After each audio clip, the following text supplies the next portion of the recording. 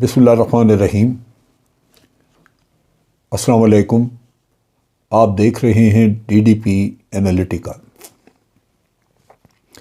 آج سے کچھ دن پہلے میں نے ایک ویلاگ کی تھی کراچی کے بارے میں، اور اس میں میں نے کہا تھا کہ بابر غوری باہر رہ رہے تھے امریکہ میں، وہ ابھی ملک میں واپس آ گئے۔ بابر غوری میں نے کہا تھا کہ بغیر کسی ایشورنس کے واپس نہیں آ سکتے، وہ واپس آئے، لازماً یہاں پہ کوئی یقین دہانیاں ان کو دی گئیں جس کی بنیاد پہ وہ واپس آئے۔ ایک سازش کراچی کے بارے میں ابھرتی ہوئی نظر آ رہی ہے۔ اس سے پہلے آپ نے دیکھا کہ فاروق ستار جو عرصہ دراز سے ایم کیو ایم سے الگ تھے، اچانک وہ بھی ایم کیو ایم میں واپس چلے گئے۔ پھر میں نے یہ بھی ذکر کیا تھا کہ باہر الطاف حسین جو کہ ایک ناسور ہے اس ملک کا، وہ وہاں باہر موجود ہے، اس کو دوبارہ ایکٹیویٹ کیا جا رہا ہے۔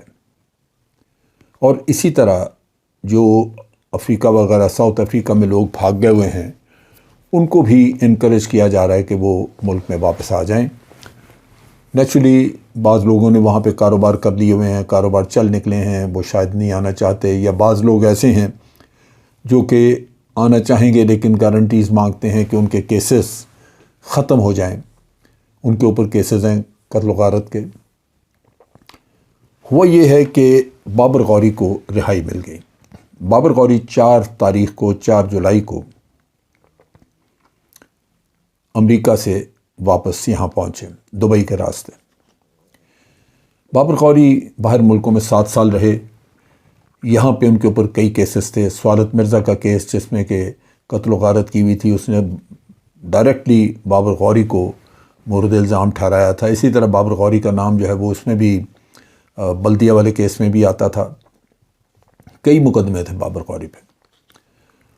اور بابر غوری یہاں سے جب بھاگے ہیں تو پھر اس کے بعد فیملی وغیرہ سب چلے گئے۔ انہوں نے اپنے بیٹے کی شادی بھی امریکہ میں بیٹھ کے کی، وہاں پہ بڑے دھوم دھام سے۔ تو ان حالات میں بابر غوری کا وطن آنا، پاکستان واپس آنا ممکن نہیں تھا، خاص طور پہ جب مقدمات ہوں اور پتہ ہو کہ سیریس کیسز ہیں اور سزا ہو سکتی ہے۔ لیکن ہم نے دیکھا کہ اچانک بابر غوری وارد ہوئے، 4 جولائی کو یہاں پہ قدم رکھا۔ جیسے امیگریشن سے فارغ ہوئے تو پولیس نے اریسٹ کر لیا۔ اب یہ ڈرامہ اس دن ہی میں نے کہہ دیا تھا کہ یہ ڈرامہ بازی ہے، یہ پکڑ دھکڑ اور اریسٹ کرنا، بالآخر بابر غوری کو چھوڑا جائے گا۔ 10 دن یہ جو گزرے ہیں، یعنی آج 14 تاریخ ہے، 10 دن جو گزرے ہیں، ان میں آپ نے دیکھا کہ بابر غوری کا کیس 1 یا 2 دن سنا گیا اور بابر غوری کو رہا کر دیا گیا۔ انتہائی ڈھٹائی اور انتہائی ذلالت کے ساتھ جو تحقیقاتی لوگ تھے جنہوں نے تحقیقات کرنی تھی، جن کی یہ ذمہ داری تھی کہ وہ تحقیقات کریں، انہوں نے آ کے بڑے آرام سے کہہ دیا کہ جناب ان کے اوپر جو مقدمات ہیں ان کے شواہد تو ہمارے پاس ہیں ہی نہیں، ثبوت کوئی نہیں ہے۔ سارے پاکستان کے پاس شواہد ہیں، پاکستان نے سب کچھ دیکھا تھا، پتہ تھا۔ وہ پھانسی چڑھ گیا سوالت مرزا اس کا نام لیتے لیتے، لیکن تفتیشی افسر کے پاس تو کوئی شواہد نہیں ہے۔ آپ اس پہ ذرا غور کیجئے کہ جس کے اوپر قتل و غارت کے مقدمات ہیں وہ فارغ ہو گیا، ان کیسز سے رہا بری ہو گیا ان 10 دنوں کے اندر اندر، اور آج وہ واپس غیر ملکی ایئر لائن کے ذریعے دبئی بھی چلا گیا۔ ان عدالتوں میں تو سالہ سال کیس لوگ مر جاتے ہیں، جنریشنز ایک پشت سے دوسری میں چلے جاتا ہے، کیس فیصلے نہیں ہوتے۔ یہ جو طبقہ ان کا آپ دیکھیے کہ ان کے لیے عدالتیں کیا ہے، کتنی جلدی عدالتیں کام کرتی ہیں، تفتیشی لوگ کتنی جلدی کام کرتے ہیں۔ کوئی خدا کا خوف نہیں۔ آپ ذرا سوچئے تو صحیح کہ یہاں پہ لوگ عدالتوں کے چکر لگا لگا کے مر جاتے ہیں۔ میں بچپن سے سن رہا ہوں کہ لوگ دعا کرتے ہیں اللہ تعالیٰ سے کہ یا رب العالمین ہمیں کورٹ کچہری یا تھانے ان میں جانے کی نوبت نہ آئے۔ کیونکہ زندگیاں برباد ہو جاتی ہیں، لوگ لٹ جاتے ہیں اسی چکر میں وکیلوں کو پیسے دے دے کے اور عدالتوں کو پھیرے لگا لگا کے۔ یہاں پہ اتنی اجلت تھی کہ 10 دن کے اندر اندر سارا فیصلہ ہو گیا۔ باقی کے لوگ بھی آئیں گے، حیدر رضوی آ جائے گا، اور بھی آپ دیکھیں گے کچھ دیر میں اگلے جنرل الیکشن سے پہلے پہلے یہ سب لوگ یہاں پہ ہوں گے۔ اس سازش میں سارے شریک ہیں، میں کسی کا نام کیا لوں، کیونکہ ہر ادارہ ایک دوسرے سے تعاون کر رہا ہے اس معاملے میں۔ لیکن کیا یہ ہمارے ملک کے مفاد میں ہے کہ اس ایم کیو ایم کو دوبارہ زندہ کیا جائے، جس نے کہ کراچی کا امن لوٹا؟ کئی سال تک تاجر بھتہ دیتے رہے، بوری بند لاشیں ملتی نہیں، ملٹری آپریشنز کرنے پڑے آپ کو، اور آخر میں پھر رینجرز آپریشن 2-2.5 سال چلا، جس کے بعد کچھ یہاں پہ امن آیا۔ یہ وہ المیہ ہے جو میں دیکھ رہا ہوں کہ یہاں پہ پولیٹیکل انجینئرنگ کا دھندا نہیں بند ہوا۔ اس سارے کھیل میں جو ضرورت ہے وہ صرف ایک ہے، پیپلز پارٹی کی، باقی بھی پی ڈی ایم کی پارٹیوں کی ہوگی۔ یہ ڈرتے ہیں کہ یہ نہ ہو کہ اگلے الیکشن میں کراچی میں مکمل طور پہ پی ٹی آئی چھا جائے۔ اس کی وجہ یہ ہوئی کہ جب عمران خان نے پہلا سیشن لگایا، پہلا ایک خطاب کیا وزارت عظمیٰ چھوڑنے کے بعد، تو پاکستان کا سب سے بڑا مجمع جو تھا وہ کراچی میں جمع ہوا، اور جس محبت کے ساتھ وہاں پہ لوگوں نے قومی ترانہ پڑھا، اس مجمع نے، اس بہت بڑے ہجوم نے،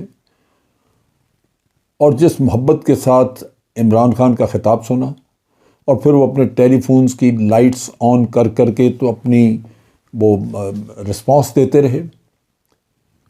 اس کے بعد کئی ان حضرات کے پاؤں ہل گئے تھے، ان کو اندازہ ہو گیا تھا کہ کراچی میں ان کے لیے حالات مشکل ہوتے جا رہے ہیں، اور اگلے الیکشن میں ہو سکتا ہے کہ یہاں پہ بہت زیادہ سیٹیں آئیں۔ اب ان سیٹوں کو تقسیم کرنے کے لیے، یا دوسرے لفظوں میں آپ کہہ لیجئے کہ عمران خان کو چھٹی کرانے کے لیے، یہاں پہ فوری طور پہ آپ نے دیکھا کہ ایم کیو ایم کو زندہ کرنے کا کام کیا گیا، تاکہ ایم کیو ایم واپس کچھ اپنی سیٹیں کلیم کرے، اور اس طرح پی ٹی آئی کا کراچی سے صفایا ہو جائے۔ اندرون سندھ میں پہلے ہی آپ نے دیکھا کہ حالات جو ہیں وہ مختلف ہیں، وہاں پہ جو الیکشن ہے وہ تو ٹوٹلی رگ ہوتے ہیں، اور ان رگڈ الیکشن میں پیپلز پارٹی ہمیشہ سے ماہر ہے، وہ یہ کام کرتی ہے۔ لیکن اس کے ساتھ ساتھ ایک اور فینومینا جو وہاں پہ چلا ہے، اور یہ ہمارے دشمنوں نے وہاں پہ چال چلائی ہے، جو کہ بہت ہی خطرناک ہے، کہ وہاں پہ پٹھان جو کہ مختلف علاقوں میں اپنے ریسٹورنٹس وغیرہ کھول کے بیٹھے ہوئے ہیں، ان کے اور سندھیوں کے درمیان فساد کروا دیا، کسی بات پہ ہوا لیکن بہر صورت فساد ہو گیا۔ اس کو روکنا بڑا ضروری ہے۔ پاکستان میں پہلے ہی کئی ایسے ایشوز ہیں جن پہ عوام کے اندر بے چینی ہے، لیکن اس کے ساتھ ساتھ یہ جن بھائیوں کا وہاں پہ روزگار لگا ہوا ہے، وہ پٹھان ہوں، سندھی ہوں، یا کسی بھی جگہ سے ہوں۔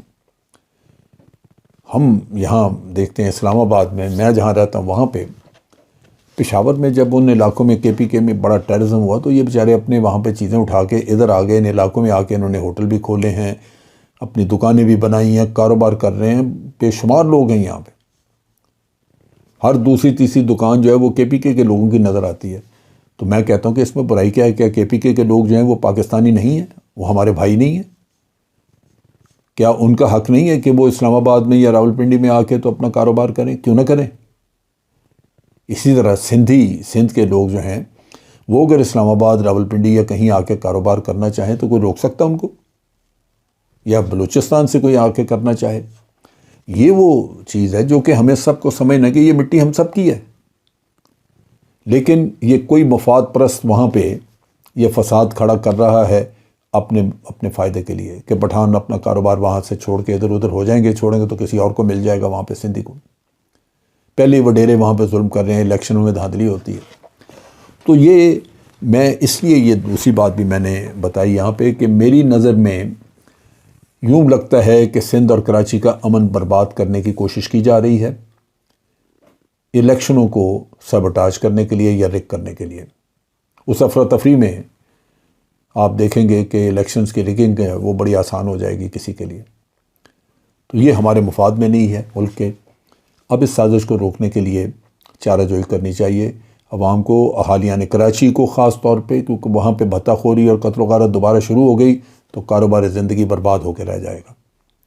اس کے لیے انتہائی ضروری ہے کہ یہ اسی موقع کے اوپر آپ اس سے سبق لے لیں کہ جس جلدی عجلت میں باہر سے بلوا کے بابر غوری کو رہا کیا گیا ہے، یہ باقی کے فوری طور پر ان کو سمجھ لگ گئی کہ بھئی جو بلا رہے ہیں وہاں پہ وہ سیریس ہیں، وہ ہمیں خود ہی چھڑوائیں گے عدالتوں سے، تو دھڑا دھڑ باہر سے جو یہ بھاگے ہوئے جتنے بھی ایم کیو ایم کے فراڈ تھے یہ سارے واپس آئیں گے، اور پھر آپ دیکھیں گے کہ کراچی میں کیا ہوتا ہے.